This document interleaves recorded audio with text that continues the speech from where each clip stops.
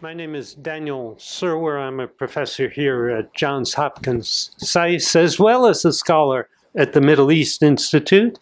And so it's a particular pleasure for me to welcome Ambassador Lukman Faily and a co-professor here at SAIS, Abbas Kadhim, to this session on the future of Iraq. We're meeting at a time of particular sensitivity for a country that many of us have been engaged with one way and another. For many years, I made many trips into Iraq during the period 2004-2010. I know others may have been on the ground as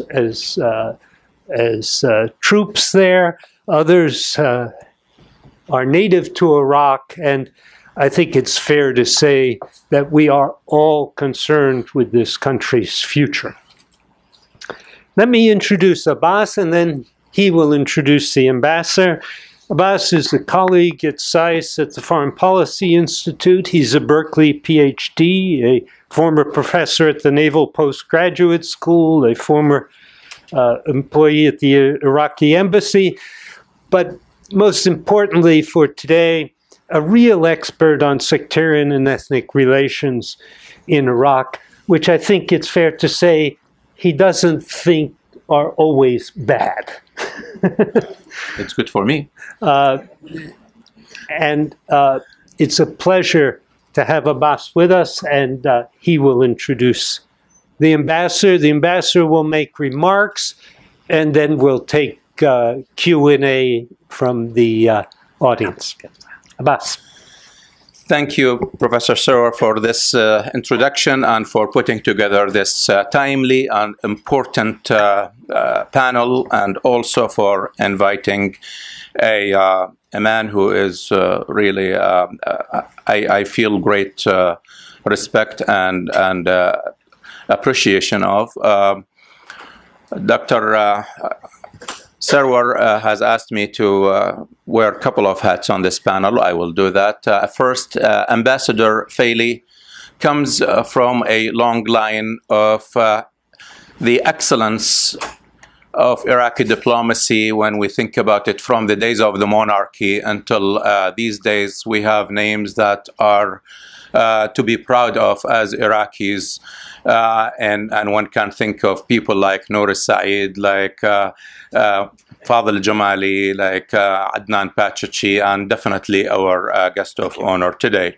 Ambassador Faily has a long and impressive CV. I'm not going to go through because it is already in the announcement. I am going to just highlight a couple of things, just to mention that he combines both the work of previous opposition to dictatorship and oppression in Iraq, where he spent a lot of his time.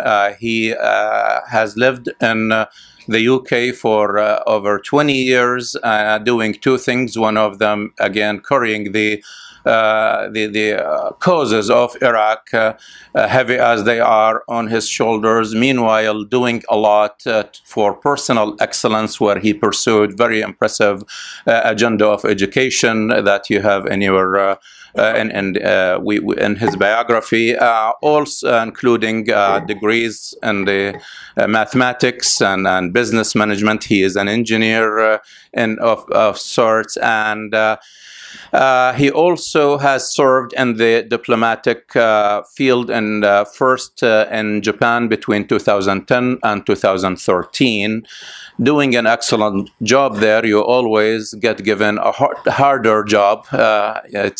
So his reward was the hardest job of any ambassador who would have, being an ambassador to the United States of America. And it is an honor also. Such a recognition doesn't come to many people. He came in 2013, started, I believe, July of 2013 officially as an ambassador. I am biased towards Ambassador Faily. I worked with him between 2013 and 2014. Getting close to him personally, I found him to be an intellectual of a genuine type. He is a real intellectual when you talk about the good intellectuals, and those are rarities in the Middle East these days. Also, he is a highly professional, very good and demanding, in the positive sense of demanding, of his team and crew. He is also an amazingly kind man and down to earth, and a good family man, I must say, also, having known that side of him. He also is the only one I know of among those ambassadors to the United States who runs a marathon.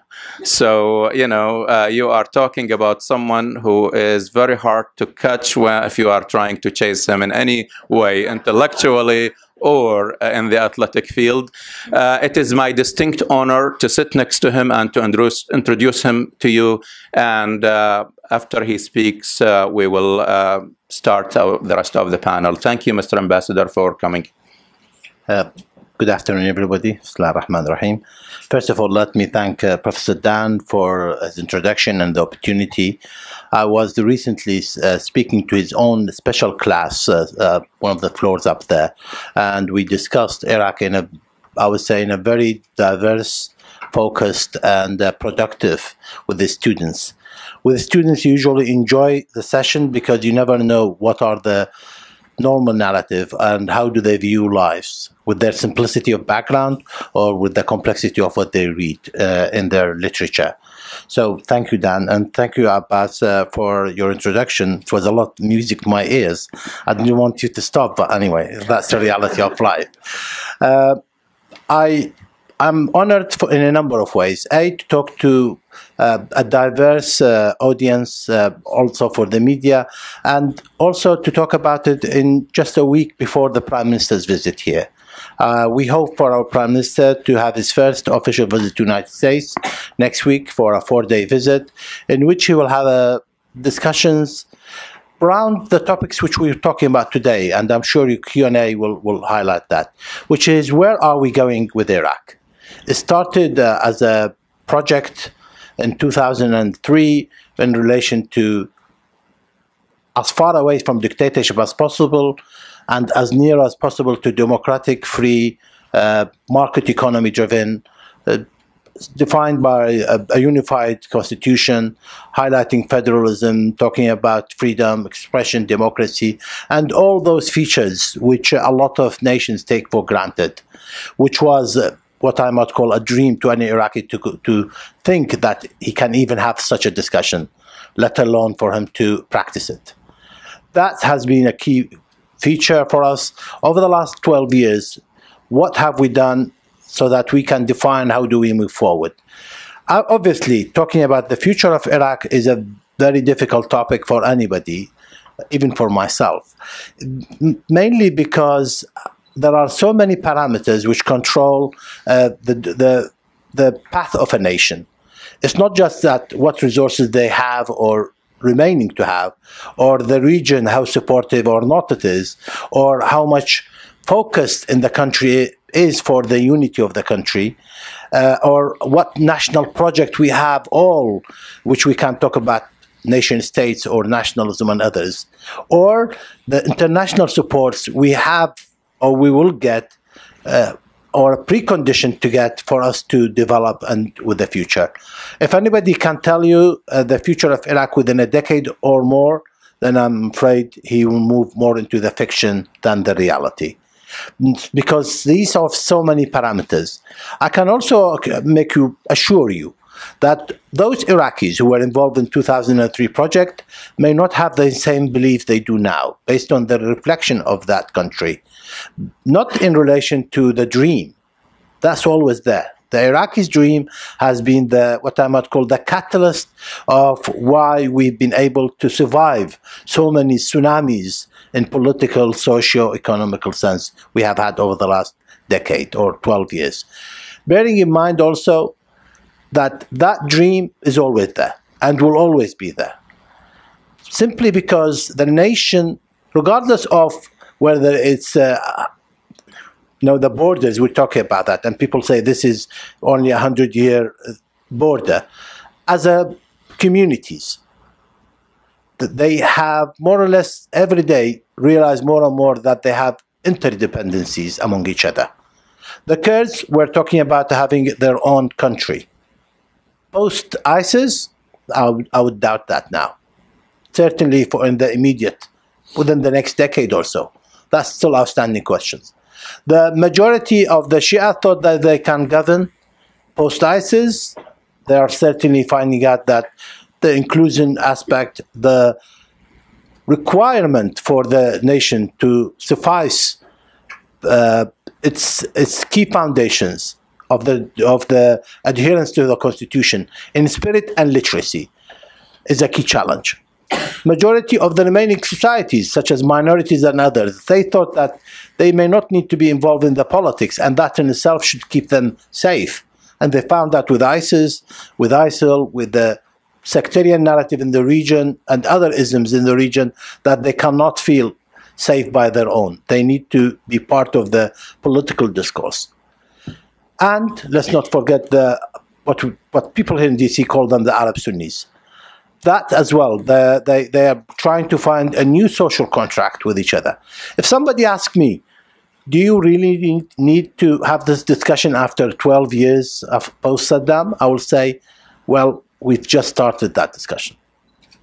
At a very high cost in the stability, the politics of Iraq, true, we're not doubting that. But when you look at nations, what is a decade in terms of nations? What is a decade in terms of a vision of a country where they're talking about moving us to the other end of the pendulum with the heritage of Saddam Hussein? Here, I'm not blaming anybody, but I'm also aware and wary that after a decade post-Saddam Hussein's rule, majority of our populations do not know about Saddam's rule. Because if they're born after 1990, which they have something like 60% of our population are young, then they wouldn't know Saddam Hussein. We, as in governing Iraq, cannot go and put the blame on Saddam Hussein. Even if he is blamed, we know he's blamed because of the social engineering he did in what we see now in the disputed territories, or in the dictatorship, or in socially destroying the fabric of society by culture of war and violence. We know that. Nobody's disputing that. So for the academia, it's clear-cut where are the foundations and who supported it or not.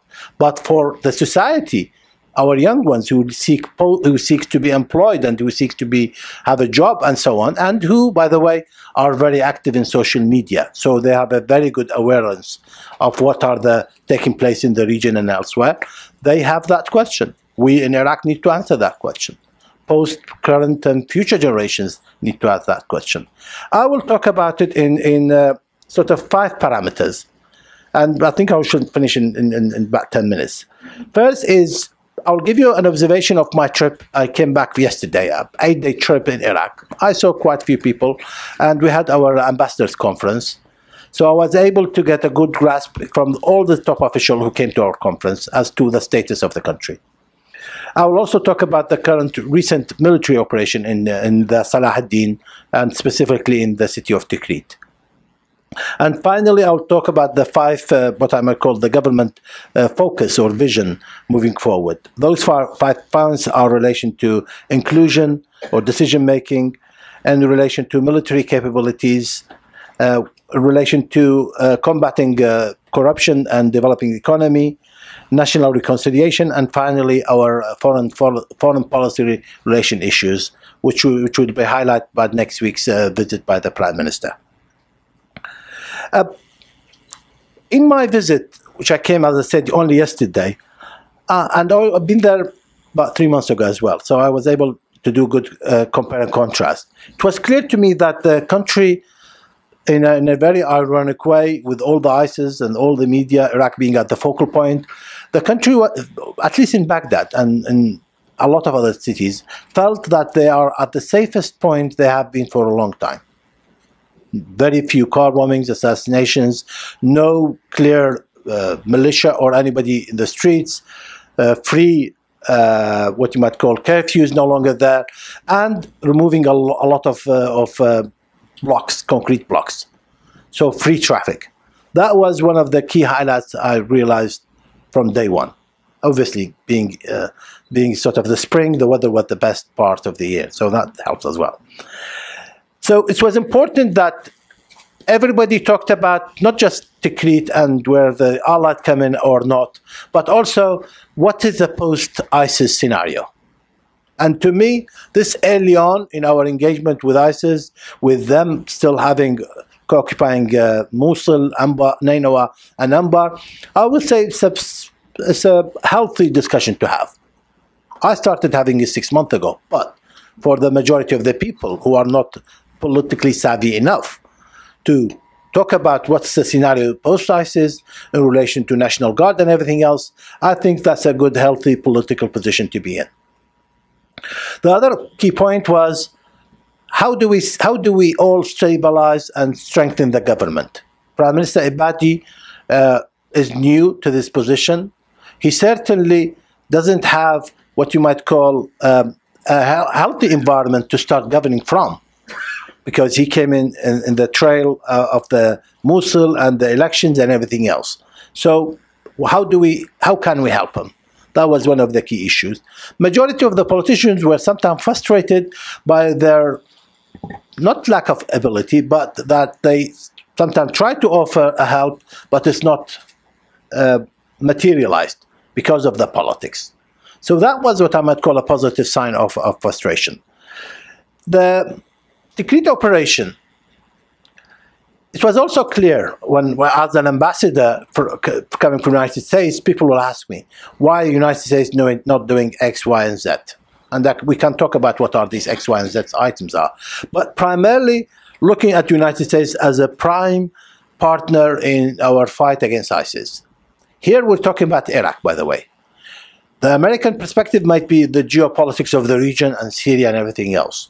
To the Iraqis, they don't appreciate that. They say, we have a problem with ISIS. You need to help us now. Syria, everything else, good. We need to resolve that. But we have an immediate threat because we cannot coexist with ISIS. So help us now with your intensive campaigns, with your military, with your training, with the ammunition, with everything else. That's another issue to take into account. Obviously, the politics of DC is not an area of concern for them, nor, to be honest, of interest. They're not. Congressional discussions and others, that's not their concern. And I would say I think they are right in that sense, because of the menace of ISIS. That's an area which I think is important for people to appreciate. So in that sense, the Tikrit operation was what you might call a roller coaster, where it was primarily done by Iraqis with support from volunteers, people mobilization forces, and obviously support from our neighbor in the advisors and so on. Then there was a halt, and then the US campaign and others playing part, a significant part, an effective part, and then more or less everybody working together in the liberation of the city of Tikrit. The key concern for the government was in minimizing collateral damage and Iraqi forces. So it was not just people, properties and so on. ISIS were able to booby trap hundreds of houses, posts, and other type of things. So it was not an easy terrain to walk in. So in a way, what key issues we took away from that operation was that we need to have a closer cooperation with our neighbors. Each theater is unique, and therefore what took place in Tikrit may not have to be copied in Nainawa or in Anbar, but we have to learn from. And thirdly, we need each other. But the good news out of that was primarily that the tribes in the region, primarily the Arab tribes of Jubur and others, significantly worked with the Popular Mobilization Forces and the Iraqi security. So there was a clear engagement. And also, even few days after the liberation, it was handed over to the provisional government and for the civil society to manage. And those popular mobilizations, and sometimes I hear they call them militia, pulled out of it. And we'll talk about that wording of militia, I hope, later on. The third point, which is the 5-point vision, and then I'll finish with it. The key government issues are, first of all, to make sure that the government is inclusive. The Prime Minister does seriously believe in decentralization, and he seriously believes in cabinet making decisions. He seriously sometimes delays decisions where to the frustration of partners because he says, I haven't got the buy-in of X, Y, or Z. So he's that. He's not where he will make a decision himself and say, sort of tough luck to the rest. He's not that type. So that's what I think has been, people are appreciative of that. It's, as I said, the sense of urgency, sometimes people want him to make that decision, and he usually says, I need to be more inclusive to mitigate the risk in the day after scenario. And that's one aspect. As to the military, there has been major restructure, more to come, I can assure you of that, in the military and in the Interior Ministry of Interior. There has been more hand-on role for the Prime Minister and the military. They certainly have tried to outreach to the trainings of the tribes, whether it's Ambar tribes or in Nainawa and others as well.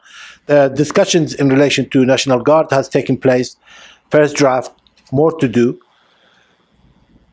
People asked me, one senior official once asked me to talk about the National Guard and the, what do you call it, the debathification. I forgot the English name for it.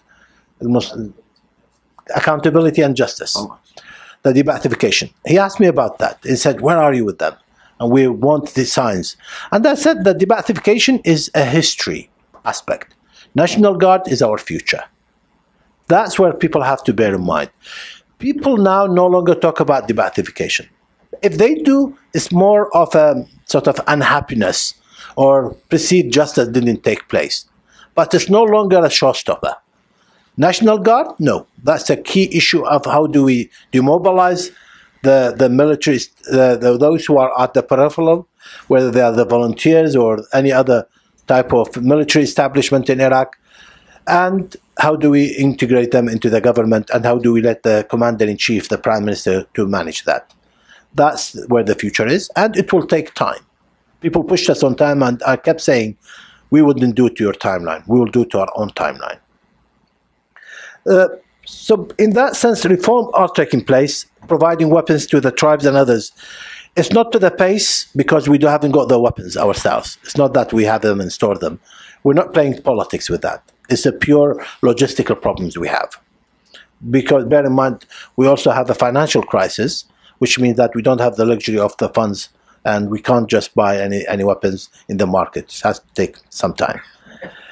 There also been a significant, what I might call significant reduction in violence. There were, for a time, some, what you might call, people want to take advantage of the security lack and do ransoms and kidnapping and so on. That's more or less significantly reduced. Now, the 2 or 3 other points before I'll finish. That's to do with the economy. The budget was signed, and we still do 1 year at a time budget. It's not a 5-year plan or anything like that, which means that, unfortunately, we still catch up. We're still in a catch-up mode. And that's not help us in our development. There has been what I might call initial signs of development, economical development. Corruption is still a major challenge. We have more or less only now touched the surface of that. It's an issue of culture, it's an issue of structure, it's an issue of processes need to change, and certainly legislations have to be there. And we need to move away from the current 3 methods of monitor into more what you might call an integrated approach. And I can talk about that later on. However, what has taken place as well is major steps from the Prime Minister's initiative in relation to decentralization and administrative reform. That will certainly be the way forward, including what I might call taking away some ministries and diverging them into the local authorities. That's also a plan. As far as reconciliation, the Prime Minister came yesterday from Erbil. It's the first trip he did as a Prime Minister. The steps have taken was very positive, but they're all in what I call them the theme of confidence building measures, i.e. we do one step at a time, rather than have a package solution in which we all sign it in blood. That's not the culture in Iraq now. It's more like step by step, because after Mosul and after the new formation, an issue of trust had to be regenerated. The communities of Iraq now realize that they have interdependencies, but at the same time, the maturity of the politics has not allowed for a predictability of that politics. And I can talk about that in a few times. So you have to be cautious, and you have to think twice, and you have to take into account myriad of issues rather than a few parameters for your decision making. And that's one of the complexities of Iraq. As far as also human rights abuses and so on, that has been a major focus for the Prime Minister. He has really opened up, and he has called for international organizations to be there on the ground, support as possible. And we're not saying that abuses are not taking place. We're saying that we're there to monitor, and to, once an abuse is taking place, for us to be aware of it in facts and figures, not in perceptions or rumors, that for us to do something about it.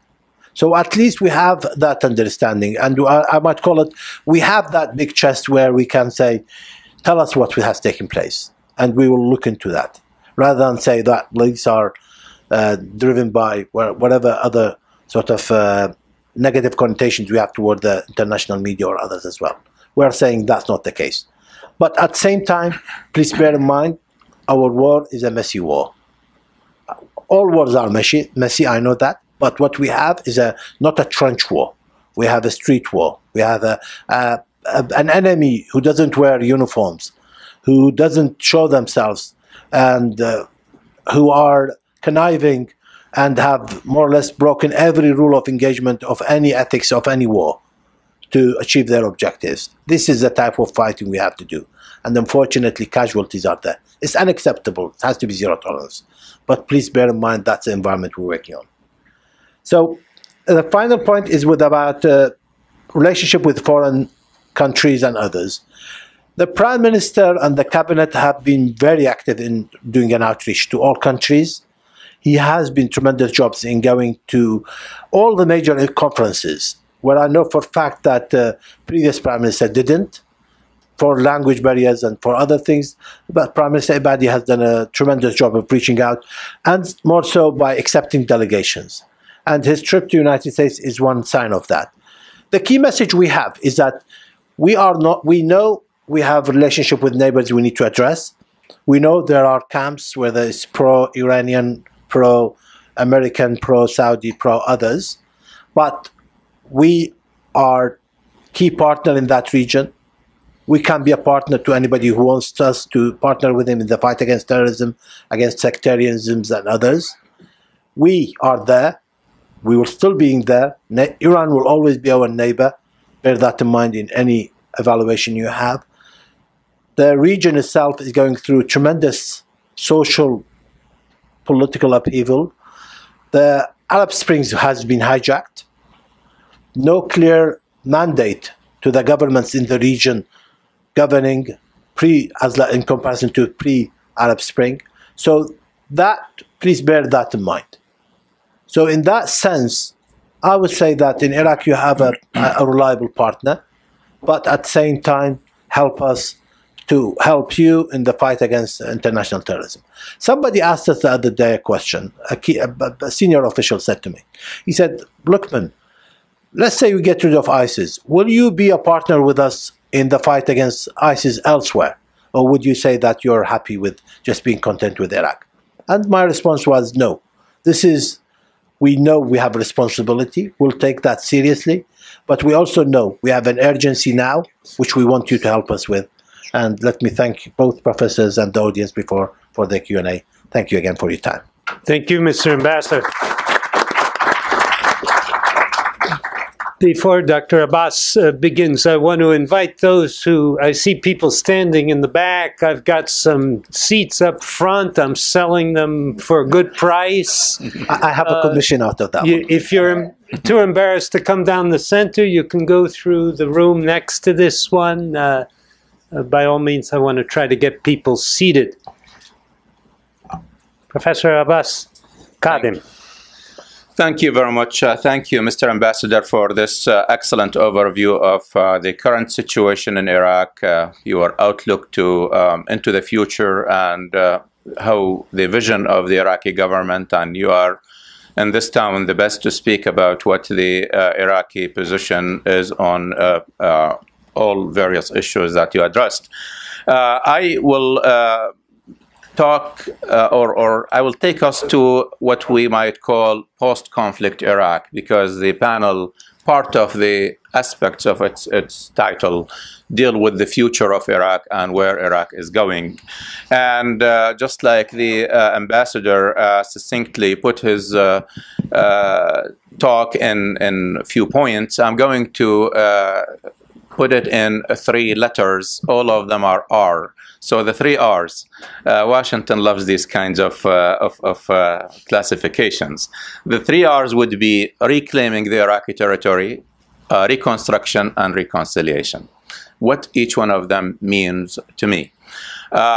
Reclaiming, as you know, I'm fond of this word. My first academic book was Reclaiming Iraq. So the reclaiming of the Iraqi territory, it's sine qua non for any future action for Iraq. There is nothing that can be done of meaning without extending Iraqi sovereignty and Iraqi authority over the total Iraqi soil and governing the entire map of Iraq. You cannot leave ungoverned, semi-governed, or weakly governed spaces in the country and then do any kind of governing from Baghdad. This is, and it has been, one of the problems in Iraq, too many ungoverned spaces that led to flares of violence, flares of weakness, and let's face it, ISIS was a phenomenon of an ungoverned space in the country,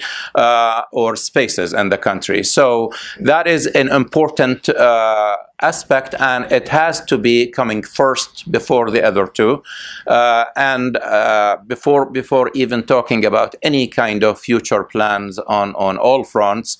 The extending of Iraqi authority over the total soil, getting back Mosul, getting back Anbar, and getting back those territories in a true sense, not in a fashion of squeezing a balloon where you will just take one place and the terrorists will go to the other and chase them there, leave the place you just liberated, and they keep chasing you and you are chasing them, and that is not going to work. The United States tried that in Iraq before, and we only succeeded when we moved from the squeeze the balloon kind of method to grabbing and holding the land that you liberate, and then moving forward, sweeping your way until you get extend all of your authority over the entire soil. So that is the important task right now, and I think the government is aware of this and they are working that way. But there are with this you have to do more than one task. Unfortunately, for the last 12 years, Iraq has not done many issues that would have made life easier for now, not just because of the Iraqi government. Yes, the Iraqi politicians and the Iraqi political process bears much of the blame for what has not been done. but definitely there are other governing issues, arming and procurement of arms and military equipment, etc. These are all complicated processes. You know very well in this town how it goes. But definitely you have to do both of these things. Iraq needs credible force that can do what I just said, extending the authority and keeping the authority strong, equally strong throughout Iraq, which means we have to redo the Iraqi military. Iraq right now has 10 divisions running at 50% personnel, and the rest of it, to make it functional, is really from the Hasht, the PMUs, Popular Mobilization Units. And then there are 2 divisions that were recently constructed that are at full capacity.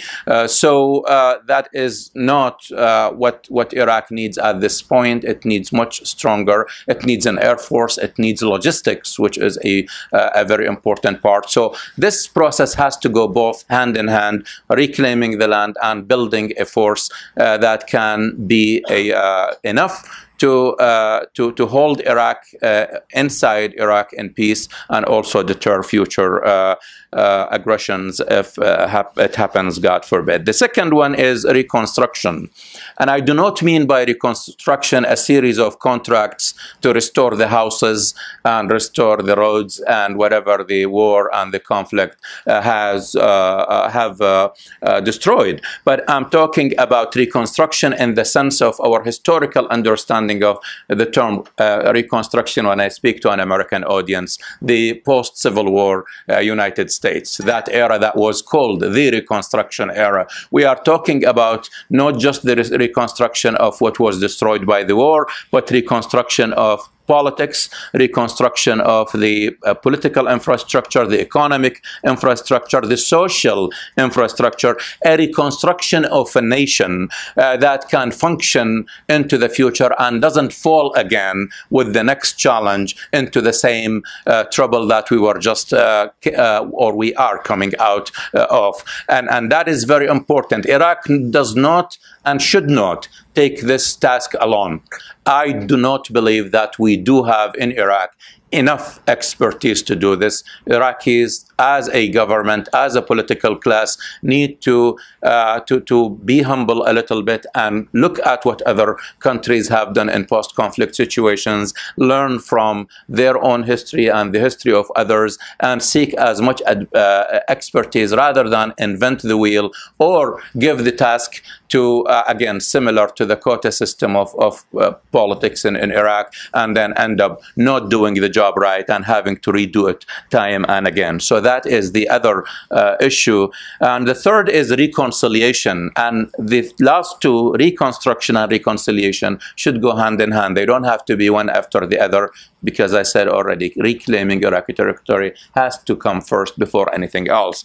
What is reconciliation? A couple of days ago, Professor Serwer and myself were in a conference, and there was a talk about the conflict between two views: those who were urging us to think in the box, and those who were urging us to leave the box and think completely out of the box. I think here we need to think out of the box. The box in Iraq has been as the following, or as follows: reconciliation meant giving more positions to politicians from this faction or this sect or this ethnic group or that one. And if you already gave 33% of the positions to a group, and all of those politicians did such a lousy job that their own people revolted against them, giving 2 more ministries to them will not solve the problem. Out-of-the-box thinking is to look at reconstruction reconciliation where it has not been done in Iraq.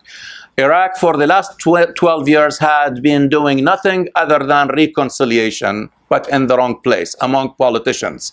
And every time a politician doesn't get a job, will go and raise, become a rebel rouser, and then again, it's like we never done any reconciliation. You need to reconcile the people with each other. We have not done any reconciliation at the popular level. And as long as there are people who are disenchanted, disenfranchised, and I'm not talking about here one group or another. There are people who are louder and they get the media, and there are people who are silent. I can tell you that every Iraqi right now, out of the ruling class, is disenfranchised, disenchanted, living in subhuman conditions. It's just some people are probably less vocal about it because of their backgrounds. Let's face it. You know, if you ask every Iraqi, they will look at what they were and what they are right now. The Shia think that life is great right now because, you know, they have the same terrible position they had under Saddam Hussein, but they have their lives as a right, not a privilege anymore. So it looks better, a step forward. But I would not argue that a place in Basra you know, is better in any way of governance or services or anything like that. That is, you know, from Haditha or from any place in Diyala, Saadiya, Ba'quba, etc. It is all right now underserved. It is all unserved in many places. And the problem with Iraq right now, it is you really need to get out of that fixed idea of reconciliation by reconciling the political group to reconciling the people. If the people are content, are happy with, they are happy with the system, we know that. They are unhappy with the government and with the ruling class. No, we don't find Iraqis saying, let's go back to dictatorship or let's change the, you know, destroy what we have right now. No, they have a problem with the governance, not the constitutional framework, not the way Iraq is going. So these three things, if we start thinking about them creatively, I think we are going somewhere. If we do not, then we are not just risking, but we are guaranteed to run another round of trouble in Iraq, and the ball is in the court of the Iraqi government, the Iraqi politicians. And again, also, I would say the international community that is dealing with Iraq, because we all have to think about it in the right way. Thank you very much, and thank you again, Mr. Ambassador. Thank you, Professor Serwal, and you know. Thank you, Abbas. The floor is yours.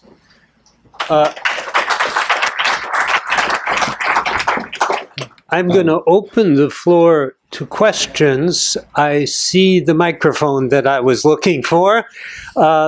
You'll have to come to the microphone so that the audiovisual stuff will work right, or the microphone will be brought to you if you're in an inner slot. The floor is open, and I ask you to identify yourselves before you speak. I'll take two questions at a time. One there. Thank you very much for a very interesting panel. I wanted to pick up on the Please identify yourself. Alexander Kravitz from Insight, Iraq. Sorry about that. I wanted to pick up on the 3 R's. You know, some will make political campaigns out of it. Maybe that could be. I wanted to pick up on the reconstruction one. You know, when we think of reconstruction in the United States, some would say it took 100 years, up until maybe the 1960s, for it to be really fully implemented, shall we say. But the question I have is, how do you see, I'm sorry, on the reclaiming of land? It's obvious that, you know, we have to reclaim Nineveh. That's obvious from Daesh.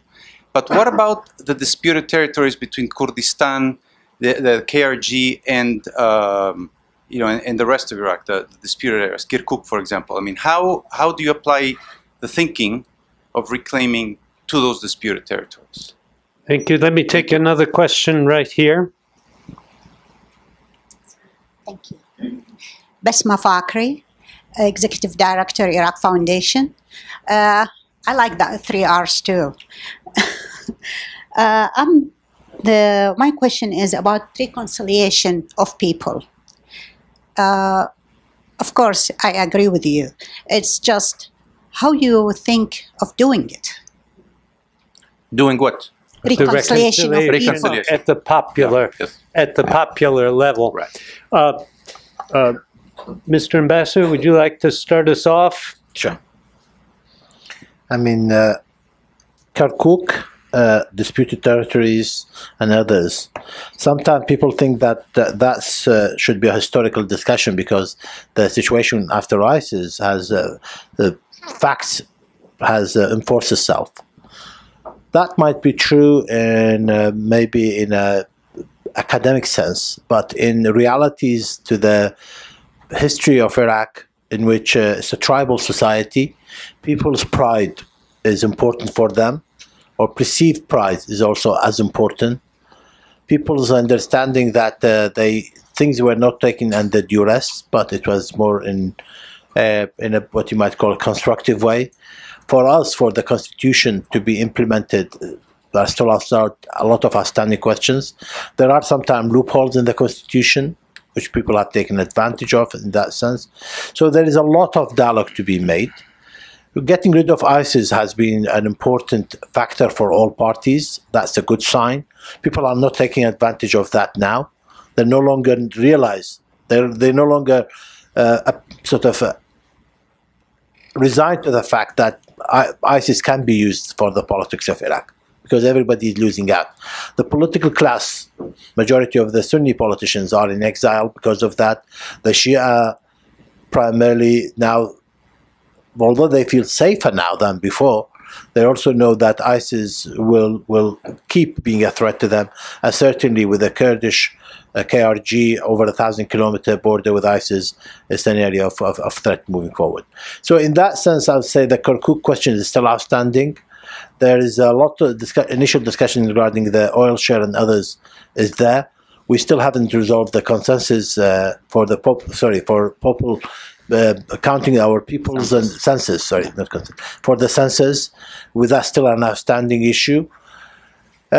I would say what we have done is try to do initial steps of confidence building measures. One thing which part of the 3R and part of the point is important to understand or to highlight, sorry, and that is we are not a very reflective society. We do say mistakes for a number of reasons. And these are what you might call heritage of dictatorship. It didn't allow you to think, let alone it allowed you to have the infrastructure of civil society or others to come up to a decision, do a reflective in a very open, constructive way, see where the box is, outside, inside the box, or others. That was not allowed. So here now we are learning democracy in a harsh way, in a tough area, in a tough neighborhood, and as a result, because we are not a very reflective, we do the same mistakes again and again. That's not something I like, but that's the reality of it as well. Time itself in the whole region is relative. I'm not talking about from an Einstein point of view here. I'm talking about in a politics point of view. Time is still relative. So it's what you might call an inshallah culture. That in itself is a very problematic issue. And by the way, this is what frustrates majority of our Western partners when they talk about it. They ask us, when they know what? We say, inshallah. What does that mean? So it's another issue to bear in mind. We need to define boxes. I give the doctor, I grant him that. We need to define boxes. That box might be a timeline or a precondition and others. But because of the myriad of parameters involved in decision making, we sometimes think that we leave it to God. That's another problem we have. So it's an area we need to look at. So I would say, to be honest, in a very open answer to you, a frank answer is that the jury is still out as to how do we resolve these disputes. There are what you might call confidence building measures. It's important that we trust each other, element of trust, because of the interdependency, which we now realize. There was they say when children are brought up, they go from dependency to independency to interdependency. We are at the interdependency phase. ISIS has taught us that we need each other, and still hasn't told us how do we need each other. That's for us to find out in our politics. Abbas, personal reconciliation? Yeah, just quickly, and I think there was also, I have a word or two about the reclaiming. When I spoke about reclaiming, I was speaking about reclaiming of ungoverned spaces. A space that is well governed by the region or by the federal government is fine by me at this point. Now here, you know, maybe the ambassador and myself are coming from different points of view. He's, you know, more with the, you know, again, there are what the government prefers and what they pay me for that, so. And they pay you for it. But I'm talking about my personal convictions that I held all along. You know, I think at this point, who governs Kirkuk, it doesn't matter. You know, this is not similar to ISIS getting hold of Mosul or getting hold of a chunk of Anbar. The disputed lands between the center or the federal government and Kurdistan has to go with the reconstruction and reconciliation phase. That's where you need to decide, because at the end of the day, it makes a difference if Kurdistan is going to tomorrow to be, and tomorrow here is long-term or short-term, to be in another state. Then it matters who governs these places. If it is not, and then it becomes, who cares where 10 kilometers will fall here on there or there, square kilometers. And I think one of the things that have to be done with the reconstruction, it has to, I mean, the Iraqis have to settle the issue of the future of Kurdistan in the immediate future. There has to be a decision, a referendum, whatever it is, to end that question once and for all. And I believe that the Kurds, if they decide to go for a state, then it is their right. No one in the 21st century would tell people to stay by the hold of a gun, to stay with the country or not. But that would be the reconstruction and reconciliation phase. How do you make the reconciliation? I'm thinking here of two issues. One of them, good local governance. Good governance at the local level will deny the politicians who want to create trouble for the government, for the system, and also the other demagogues will deny them the support and backing. You know, I supervised a thesis one day when I was in the old times at the NPS on the Oman experience and how Sultan Qaboos changed his father's heavy-handed policy from shooting at the people on the far to investing in those areas, to making their life better, to changing the place to a world-class place. And then the people who were in that area, who were raising weapons against the government, would tell their leaders, we do not really need to revolt anymore, just go away. You know, you are looking for your political future, and we are happy with what we are getting. That's the kind of system. And again, this has to go with all of the country. There is more disenchantment in Basra than in Anbar. The other part is to think about the reconciliation. It's really to think about a national level reconciliation rather than just looking at, again, at the political class. You need to look at all of the experiences that were there, and whether, you know, and you don't have, Iraq has different, of course, set of historical facts. You need to borrow from the others, not copy their systems. But definitely there needs to be a very good international effort. It has to be done scientifically, not the haphazard way that Iraqis have been going about it. But these are the things that I'm thinking about, is just make people's life better. You will not have politicians who will threaten you with demonstrations and ISIS every other year or every other 6 months. As I teach these 3 R's, not the other 3 R's here at SAIS, maybe I can offer a sentence or two about the reconciliation issue, especially at the more interpersonal level. I think the literature is very clear that the absolute prerequisite for reconciliation is acknowledgement of harm. In the Iraqi case, it will have to be mutual acknowledgement of harm in several different directions. That's a very difficult thing to do. It is not easy when you feel you've been harmed to acknowledge the harm that's been done to others. But that's the step that gets you out of the spiral, the downward spiral of violence. I haven't seen it happening yet in Iraq, but I look forward to the day when it begins. I have two questions here somewhere, Rend, and then let me. Thank you. Rend, introduce yourself. Rahim, yes, I'm Randall Rahim. Ambassador Faily, thank you very much for a sweeping and very candid presentation, and thank you, Dr. Kadhim. Ambassador Faily, you are ambassador in Washington, after all. We want to hear about Washington.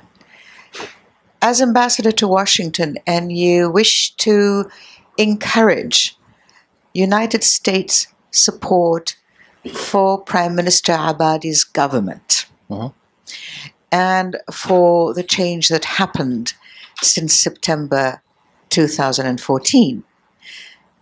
What do you ask for? What are your bullet points when you speak to the US government, to the US Congress, to ask them to support the Iraqi government? Thank you. While you're contemplating revealing all the secrets of the Iraqi government, let me take one more question. Yes, we want you to be as candid as you were in your presentation. Thank you. Thank you very much. And my name is Ahmed Ali. I'm from the Education for Peace in Iraq Center. Thank you for the ambassador and for the Dr. Abbas for the remarks. My question is not about revealing secrets. It's about analyzing a situation that happened in Tikrit. Mr. Ambassador, you mentioned that the Iraqi Sunni tribes played a role in the clearing of Tikrit and expelling ISIS from the city. How important it is for the Iraq government to have the participation of the Iraq Sunni tribes, not only in Tikrit and in those areas, but particularly for the upcoming operation to clear Mosul? Okay. I mean, your second question, or Ahmed's question, it's a prerequisite. It's a must prerequisite. Even if we have the capability, without the buy-in of the localities, I'm afraid there's a decision for us not to get engaged in any theater of operation, where, unless it's, for example, like a Mosul Dam or something else where we think that is catastrophic. But geopolitically, prerequisite is we get the engagement of locals. That's however it takes, whatever we need to do, we will do that. But we are determined to have the localities to participate in it. And also in what you might call, or they call it here, the post-stabilization forces. That's also another issue. So that's an area we're working on. More so in Mosul, by the way. The scale of the city, the police required, the officers, the local services need to be provided, and so on. And bear in mind that the clock is ticking, and we have refugees who are displaced inside the country. Refugees always create social upheaval in any area they go to because of the nature of that problem itself, accommodation, schools, and everything else. So we need them to go back to their homes. So it's an area we cannot afford time, but at the same time, politically, we know we need to have preconditions of localities being involved. As far as Washington is concerned, and I'm an open book, as you know, Rand. In that sense, there are quite few requests we have made. The key issue we have had hasn't been the administration. The administration has been what I might call very understanding of the challenges because of their people there, because of the traffic flow of people both sides, and because of the close relationship. There's so many conferences and others where the Prime Minister has met senior officials, whether it's Davos, London, Paris, elsewhere, Jeddah and others. However, we do have an issue with Congress for them to appreciate the politics of us. An issue of blaming everything on Prime Minister Maliki, we need to move away from that. We need to look at the core issues and the core challenges we face because of the common interest we have. So understanding our politics in the nuances of it is a mission for us to do. We are here to sell our project. We need customers, we need others to buy into it. We need to explain that, and the Prime Minister is here to do that. We also need to appreciate that There are certain politics in Washington where both houses and where there is a partisan, bipartisan, cross-party issue, and we need to understand that and communicate our concern. We do need the U.S. support, and sometimes that does mean that we need to not just appreciate the politics here, but we want them to appreciate our politics as well as a partner moving forward. As I said, the project we have at hand in the region is not a vision of somebody, but of necessity of the fight against ISIS. So here it's important for us to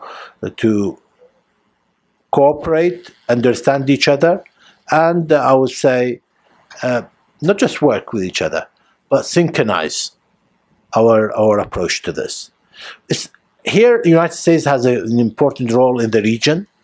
Their partners need to be our partners moving forward. Our mission needs to be embraced by them as well. Iraq is a democratic entity. People like it or not, that's the reality of it. People have that decision. With all the upheaval we have had over the 12 years, the trend of democracy moving forward in relation to elections, at least. People tell me that elections is not democratic, in itself is not democracy. I give you that for granted. But it's a key indicator. It's a pretty important prerequisite for it. It's moving in the right direction at a very high cost. Our people want to move as far as away from dictatorship. And the last elections and the incoming new Prime Minister of Abadi is a sign that people, for us, want to move away from any dictator. Whether he's a Sunni, Shi'i, Kurds, or whatever, that's not an issue. We need to move away from that. And we're here to tell that project to the Americans. Support in intelligence sharing, ammunitions, other things as well, is important. Also, with the post-Yemen situation, polarizations are taking place in the region. We're saying to them, we are the fault lines in this polarization. We have all the isms of that region, whether it's Shi'ism, Sunnism, nationalism, Arabism, anything you have. Iraq is a fault line in that aspect, in relation to oil prices and everything else. Appreciate the fault line situation. An earthquake has taken place in that fault line, stabilized, supported.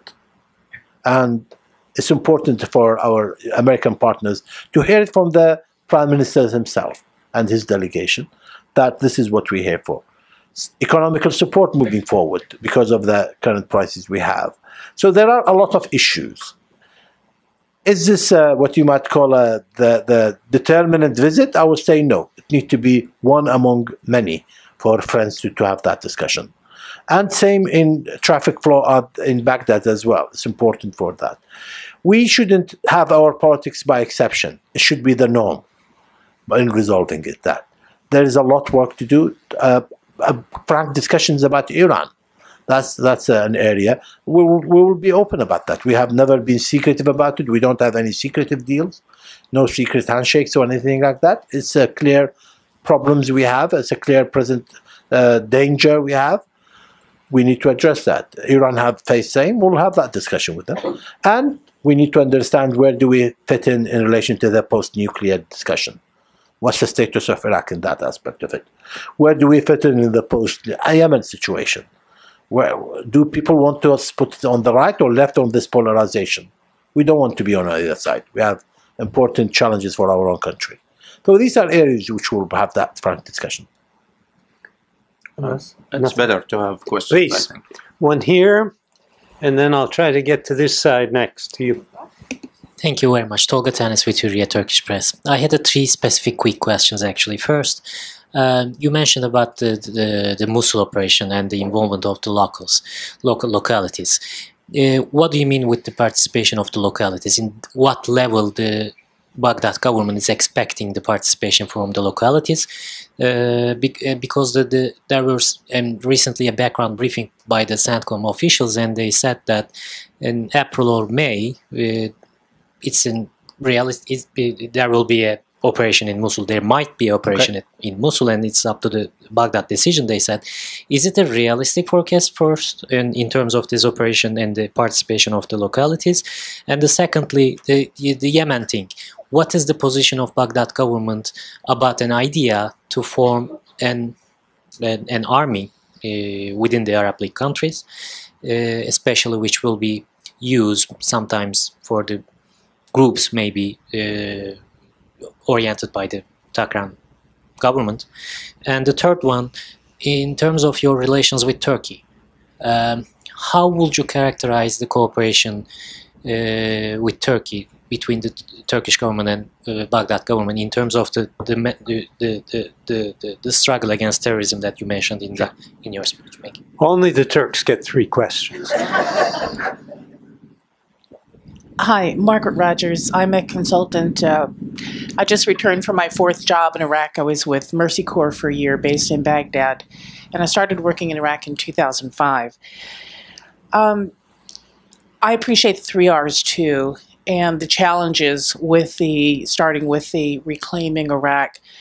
While you've addressed these challenges, I would like you to try to be a little more explicit.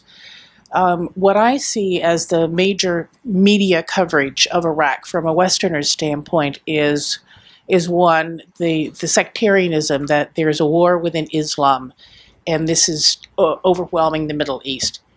Is in fact that what's really going on. The second one is Iran controls Baghdad. The third one is Iraq is actually broken forever now into 3 or 4 countries and cannot be put back together. Because you know the challenges of persuading our policymakers to support Iraq, given the Americans' desire to withdraw. I think there has to be, you have to make a more compelling case that there's hope in Iraq. So just try to make your message stronger about how you're going to address these key areas. Mr. Ambassador? Okay. I mean, I'll answer the second questions, or second 3 questions, I think.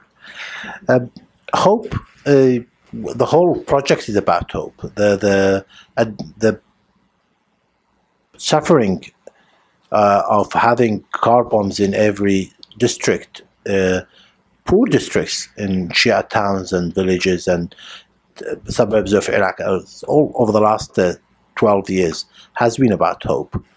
That's what they have suffered, and the high proportion representation at the elections has been about hope. People talk about that there is a marginalization of Sunnis and others, but in reality, if you look at the car bombings and everything else, all been in Shia towns. So I think people are reading things as they want to read it, not in the reality of it as well. We may not have been doing a good job of talking about the country with numbers and so on, maybe. But going back to the key point, we are developing a new country based with the ashes of dictatorship all over, with the traces of culture of violence all over. That's key important point for people to realize that. I'm not giving you the blame, I'm just giving you a diagnosis of the problem, which means that the 3 R's and the governance, which is a key important attribute, is still missing there. We need it. We need more decentralization. I can assure you, I have seen vice ministers, sometimes ministers, certainly director generals, who say, well, ambassador, it's not for me to make that decision. They will always want to take it upward. That's the culture they come from. And they don't want to be blamed for any change. Without having an adventure, entrepreneurship, risk-taking, how do you want to develop your society? That's an area, and these are social characteristics which takes time, may take generations, but we have to get the right step. So going to the key issues, whether sectarian and among Islams or not. Well, I know that was took in relation to Boko Haram or in Algeria, or sorry, not Algeria, Tunisia recently and in Paris. This wasn't the Sunni Shia situation. This was an entity calls itself Islamic, where it's not Islamic, but tries to have a political power. It's all about power. There are ideological bases for some of them. I'm not denying that.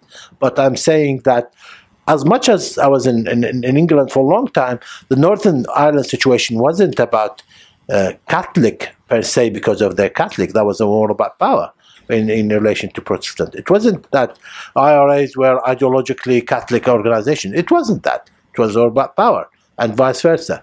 So here is an issue we need to distinguish. Otherwise, if we go into the Sunni Shia situation, then unfortunately everybody else will miss out. Because these this organization seeks to destroy the norms of nation states. They want to declare their own paradigm where nations where diversity is not allowed. Let's put it this way. That's an important aspect to bear in mind.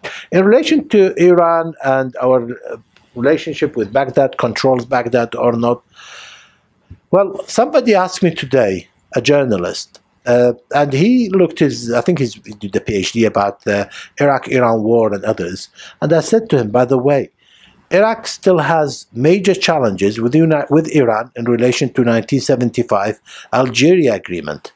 We still haven't signed. We still don't agree to sign it now, after 12 years. So that, I think, is a clear sign that an issue, if we have control, as people talk about that, surely we would have signed that ages ago. So here is an issue of nationalism. And we wouldn't. We have a need with Iran. We have a desire of the neighbor, as much as you have Mexico and with your problems with the migration, or Canada. I don't know what problems you have with Canada. I hope you're not. But anyway, let's have that. We fought several wars with them. Yeah, but well, the other issue is that the Canadians always want to be American and America want to be Canadian. That's another issue. But it's as much as that problem we have with Iran. It's not an issue of we don't want Iran to get involved. No, we do want them to get involved because we have a common threat. But at the same time, do we want them to control? No. We, by the way, last week, our Prime Minister met with the leaders of the Congress and the Senate, and he said to them, in my recent discussions with Iranian officials, they said, well, because of Iranian pilgrimage coming over there and the freedom in Iraq, that we are posing a threat to the Iranian national interest with freedom. Maybe that's true or not. It doesn't matter. The point is we are distinct and we want to have our own way of life, and we respect the neighbor and we have common threats. And let's not forget, they were the first to provide offer, and conditional. For others, there was a lot of conditionality. Moving as to the point of Mosul and the operations and so on, the level of change has to be the tribes, and it has to be the Peshmerga get involved in it. And it has to be that the various communities in Mosul play part in it as well. We don't want to do it without the Peshmerga, because we need to think about the day after scenario. What's their role moving forward? We don't want to resolve one problem, create other problems for us. That's one issue we need to address. So the Peshmerga being involved in Mosul is a very important sign for us of a commitment of all parties to get rid of ISIS. ISIS is a problem for the whole society, not just for localities. It's an issue we have to bear in mind. So as far as Yemen is concerned, we have said we do, in principle, support having a formation of Arab army to deal with issues, but Yemen's is not the right project to implement that. The problems are more domestic. People are projecting it as a regional problem. It's more domestic issues need to be addressed. We need to give them the leeway. We need to support them. And certainly, we think it's need to be a more political discussion rather than a military solution to it. I don't think there has been given enough breathing space for the politics to play part before playing a role, military role. And in relation to Turkey, if we compare the relationship like a year ago, 18 months ago, I think we have a lot of good traffic flow between the two countries, the leaderships. The Prime Minister has been there, the Prime Minister of Turkey has been to Iraq, and I would say it's a more predictable relationship. We appreciate the issues of the threat Turkey claim in relation to its own terrorism problems, domestic problems, but at the same time, we say, please don't compare IS with any other organization. This is too big a problem. This is too regional a problem. Turkey has to play a significant role in stabilizing in Syria, and for us, Iraq, without resolving Syria, we will always have our back window open. We need to close that. We need to get some better discourse into the politics of resolving Syria. No, the timing which was talked about was not an Iraqi timeline. We drive this. We need help. We support, but we drive this. And any timeline anybody talks about, that's for them to explain, not for us. I'll catch this one in the back row. Thank you. Johnny Dilan from Voice of America Kurdish Service. The many core issues between the central government and Kurdistan region hasn't been addressed so far. If this continue, what guarantee that you have that Kurdistan region or the Kurds will stay with Iraq? The popular mobilization forces, or Al-Hashd al-Shabi, has been seen as Iraqi Revolutionary Guards. There is a lot of fears and hesitation that if Daesh was crushed, they will turn their gun toward the Kurds. If there's any guarantee that this is not going to happen? Thanks. Thank you, and let me take one here, too.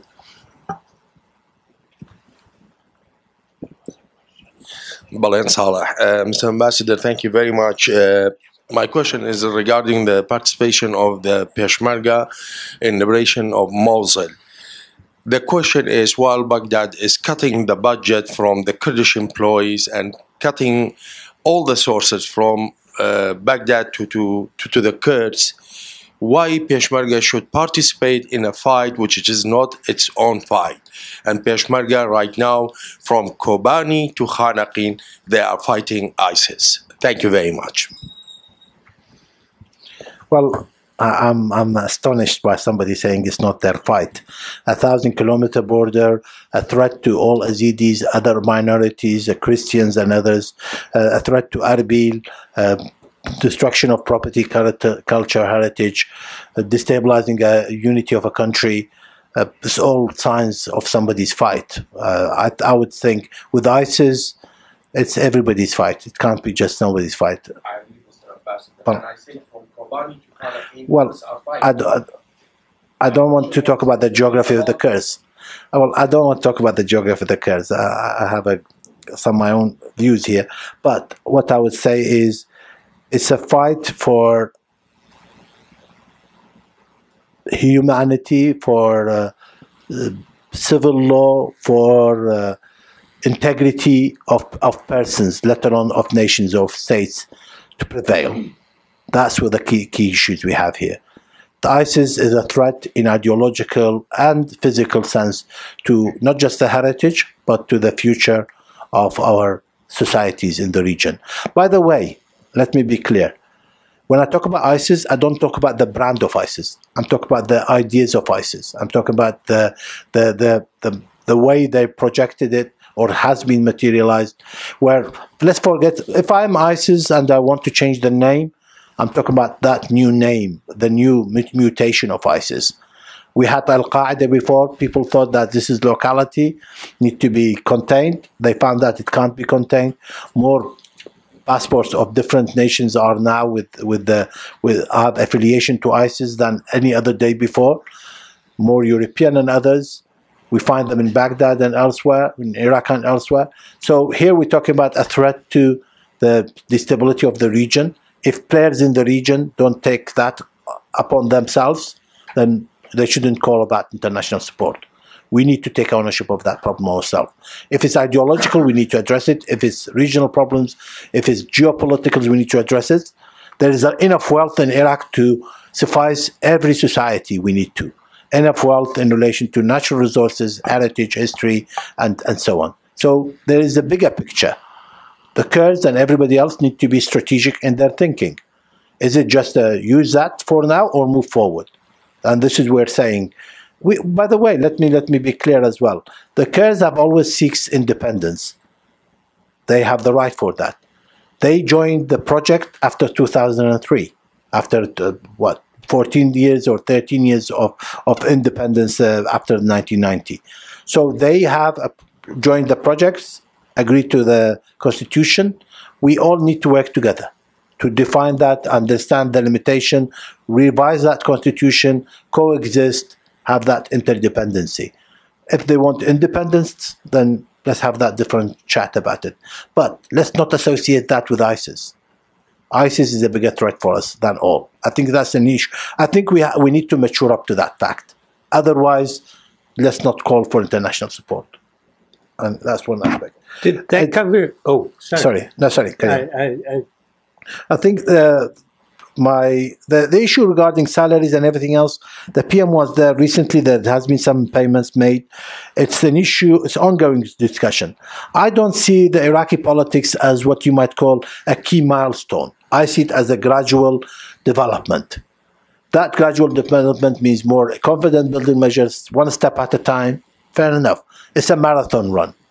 I don't see it as a 100 yards or 400 yards or any sprint run. It has to be a marathon run. We need to have that building measures. We should be less conditional in our discussions, simply because I think the threat is bigger.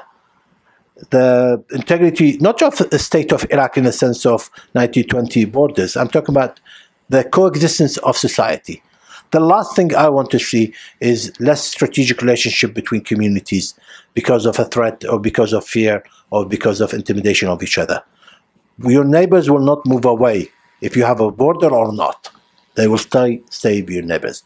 And sorry, about the Voice of America first questions regarding Al-Hashd and the KRG and so on. I think I tried to answer that. The Hashd is a natural, healthy development once the state wasn't able to protect its citizens. Should we be in these positions? No. We should have only the army and so on. But is it a necessity we had to deal with that? Yes. Are we working in resolving the day after scenario in relation to how do we let the state have the control? We're talking about National Guard and other discussions and so on. It's a long project for us. It's not the neat project, but it's a necessity for us to work on. Sorry. Thank you, Mr. Ambassador. I'm going to use these last few minutes to see if you, Abbas, and the Ambassador have something to add. I'm going to yield to the Ambassador because he is the guest of honor, but I was going to answer a question I think that remained unanswered from the lady to me. No, that's all right. It's fine. On the media, that's the part that I'm going to talk about. There seems to be a lot of, again, we all appreciate the press and its role, and we can't live without it. But beyond I can't live without it. Yeah, well, you will love to do make that declaration. But beyond that, I think that there seems to be an alarming groupthink among the reports that are about Iraq, about what is going on. It seems like all of the the reporters, depends on whether they report for a conservative, a liberal, an American, whatever. All of them speak in the same language, talk about the same things, looking for the same troubles to report on. And when they don't find anything, they just look for anything. The first, here is one of the biggest battles that happened in Iraq. Major liberation of Tikrit is a major event that is probably the most important event since Mosul was taken. And what does the first report from Agence France Presse on it? The Hashd looted some shaving cream and toothpaste. And I'm kidding you not. You go back to that report, and that's what they were looking for before the fridge problem came about. That's sad. There is also seems to be a tone of the people conflating the Shia and Iran and the Shia and Hezbollah, and there is a deep-rooted or some really deep symptoms of anti-Shiism among so many experts in the West, so many journalists. I'm speaking here for someone who wrote the book, one of the earliest, and it's a classic book on the Arab Shia, Dr. Rand Rahim, that co-authored book, and no one can skip it, reading and looking at how the narrative has been formed. Unfortunately, those who control the media from the government side, from the Shia side, seem to be, meet that with silence. They do not want to escalate, and that is backfiring, because if you do not control the narrative, or at least balance the narrative, the other side will become the truth to many minds. Remember, you are dealing with people who don't have the nuances and the inner sense of what goes on there. So there is a lot of, I think, when you read all reporters talking about the same thing, there is a problem. Either one is taking from the other, and we all all know about that. I mean, the experience from 2003, 2007, how many awards were taken from the five-star hotels and the green zone, where people would send poor Iraqis to, you know, report and then just put it in nice English and send it back to New York or to Washington. You know, all of that. And you know, when you go and investigate, none of the reporting was really going on. And same thing here. You know, it is easy to think in the journalistic box and to say the same thing because you don't have to be challenged. And there are a few exceptions here and there, but that is, you know, just follow Twitter. It's just amazing. I wouldn't call it conspiracy, but amazing, you know, agreement, let's put it that way, quote unquote, among all of these people who love to disagree on everything, yet they agree to the last point and last dot and last cross T on, you know, talking about the hashed and all of that. And if you don't find anything, you know, how about shaving cream and, you know, toothpaste? You know, again, I think I took what I needed to take. The ambassador. Mr. Ambassador. 2 points. I think it's important for people to appreciate Iraq in the sense of one parameter, which is to do the balance between justice and peace.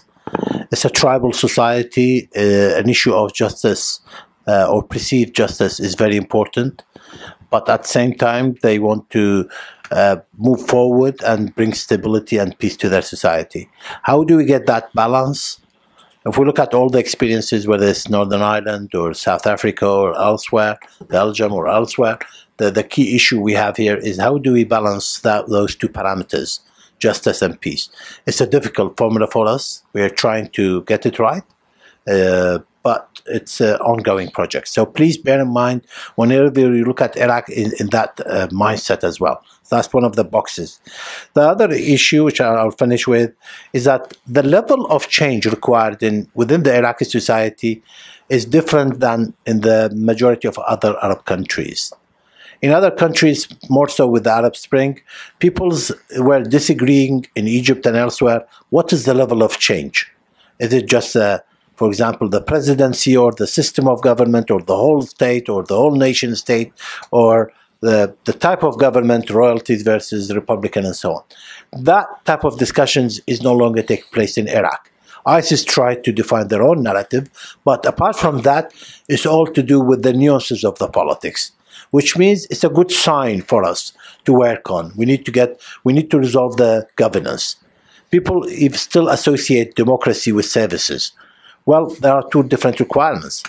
You can have the best Democrat, but doesn't mean that they are the best governors.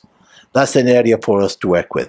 International support in those types of parameters will be very helpful, but please bear in mind the uniqueness of Iraq. And my final point is, please don't look at Iraq through the prisms of Iran or any other isms. It needs to be looked at in its own unique way. It's not an easy formula to read. It's not a clear sense. It's a very blurry picture. But that uniqueness has what I hope the American appreciated more than any else because of the last 12 years project. However, we have no desire but to have good relationship with all countries, including the United States. We may not say thank you enough. That's part of our culture, unfortunately. But we do mean that, and we do need and want to have that relationship with the United States strategically. Thank you. Mr. Ambassador, Abbas Kadhim, it's in our culture to say a loud thank you to you, for being so frank with us and for, you know, you are a marathoner and I guess we're only halfway through this session, but our time has run out and it is time to thank you very much for a terrific hour and a half.